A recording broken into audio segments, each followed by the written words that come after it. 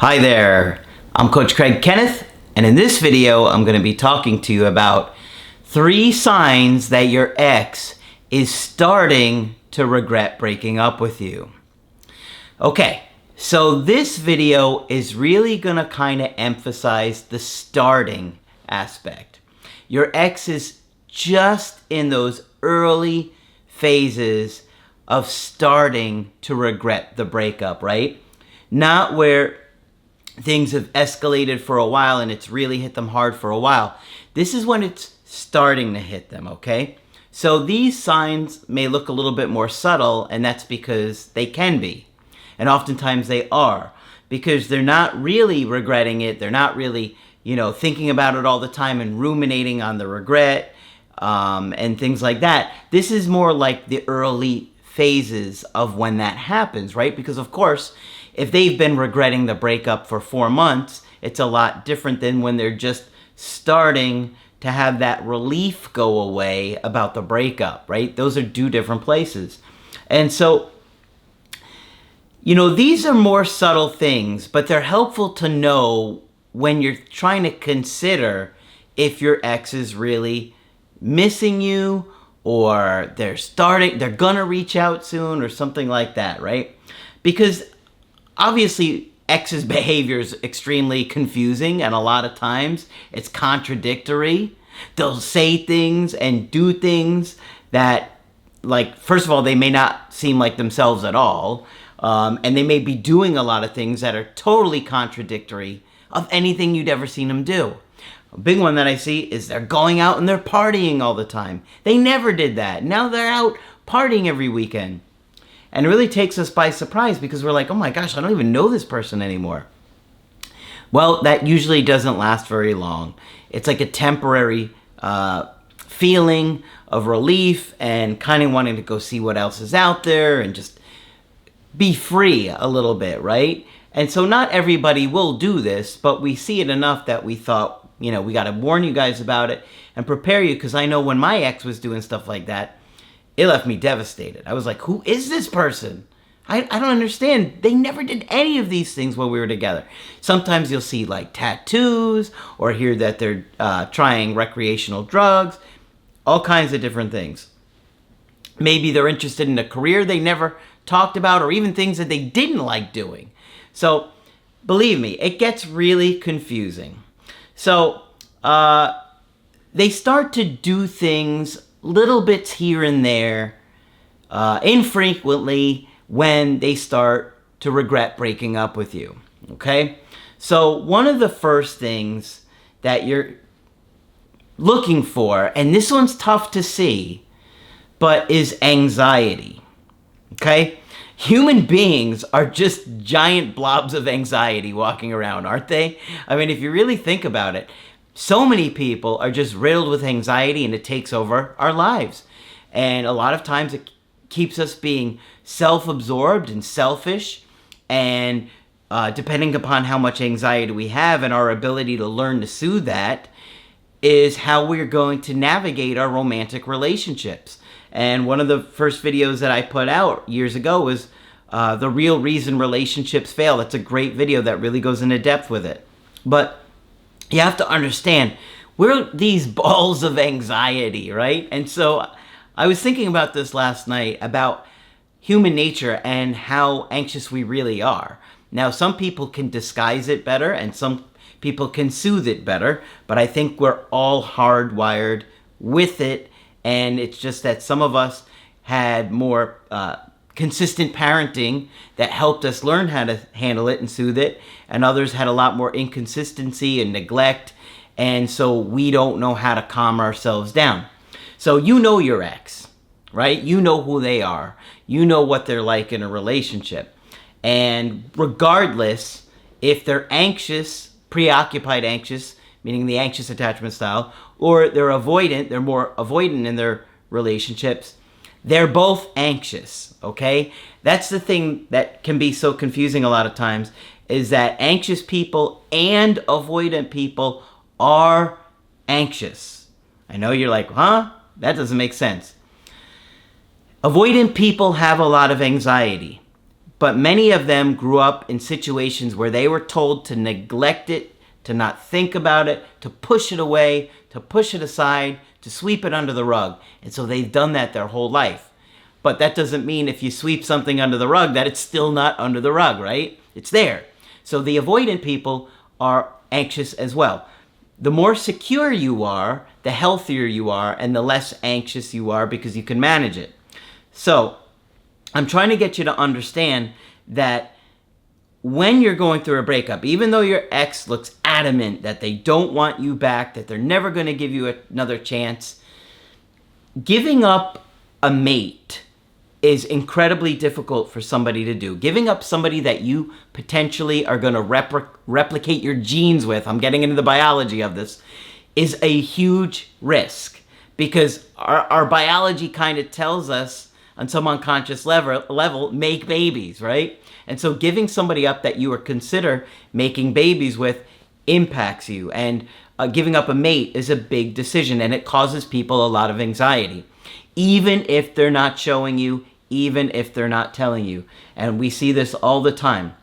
So, what I want you to look for is your ex doing anything that looks anxious. Now, I'm not telling you to reach out and break no contact, but when they're contacting you, are they doing anything that makes them look anxious about the situation?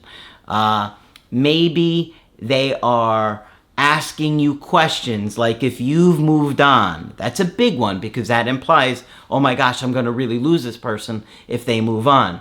Another big one is, are you dating somebody else? When they're asking you if you're going to date somebody else, it means they're fearful. They're afraid. Now, they're not going to say, I'm worried about it, and don't ask them if you're worried about it because they're going to deny it. So you want to just understand, looking for anxious behavior can help identify that something's triggering them to want to start to reach out more or look for excuses to reach out more. Because if you've stopped reaching out, like we suggest you do, right? And we tell you to go in no contact, meaning don't reach out to them. That triggers them. That space accumulates with time and starts to trigger their biology. It starts to have them have ruminating thoughts and chemicals released in their brain that they're going to lose you. And that separation anxiety is going to cause them to be fearful. So they're going to start to worry if you're moving on. They're going to start to consider. Remember, we're kind of at the starting place here. They're starting to think maybe the breakup was a mistake. And maybe the grass isn't greener on the other side. Okay? So, what do? The indirect, direct approach. Okay? This is a term that I coined many, many years ago when I started seeing patterns of ex reaching out in such confusing ways. So if you have an ex that's reaching out to you in a way that's got you scratching your head, like, why are they contacting me about this? I don't understand. This doesn't even make sense. What they're asking me about a restaurant we ate at one time, or a place we went to years ago when they could, or something they could easily look up. It's often an excuse to reach out to you. It's an indirect way of messaging you. They don't usually come out and say something like, I miss you. That would be something more direct. I miss you. Can we talk? Does that happen? Yes, but not as often as you would think. In the movies, they make it seem like that. But in real life, people are afraid of rejection. Okay? So they often reach out in a way that's kind of disguised and hidden, and it's an excuse to contact you. So, if you're scratching your head, it could be an indirect, direct approach. Now, it's tough. The thing about the indirect, direct is that sometimes it's tough to interpret because it could be valid. It's usually something that's so borderline that it's right there that you're thinking, this seems like a valid reason. And if they're still in the early starting phases of just starting to regret the decision, for them, they may not even be aware of internally what's going on within themselves. Okay? What I'm saying is, your ex may be reaching out to you, but they still haven't processed and realized how much they miss you, that they're feeling the space, and it causes them to trigger and react and reach out, but they haven't even come to terms with it yet. They haven't even started really thinking about it yet. And so it can be confusing for them and for you. Okay, so just understand, I know you're like, how is my ex feeling rejected? They broke up with me. I was begging them. I was pleading with them. How could they possibly think that I'm the one, or that they're the one that's afraid of rejection? But it's true. Because, many times after a breakup and you haven't reached out, they start to think that you're mad at them. They say things a lot of times like, I thought you would never talk to me again. I thought you were so mad at me that you'd never forgive me. And so they dip their toe in the pool with you.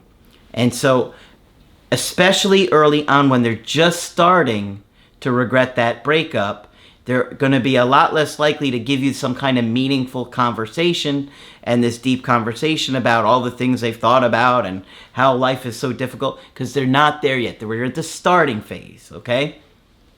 So, expect a lot of mixed messages, confusing messages, when they're still, especially in the early starting stages, and they don't quite know what to do yet. Remember, they're not likely watching breakup videos or how to get your ex back videos.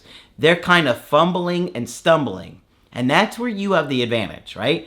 When you talk to us, and we deal with coaching every day with people around the world for years, and as you can see, it's our passion to understand this stuff, you have an advantage, right? When you're doing the workbooks that are all focused on personal growth, or the creative healing course, and it's all focused on healing after a breakup, you get the advantage over them.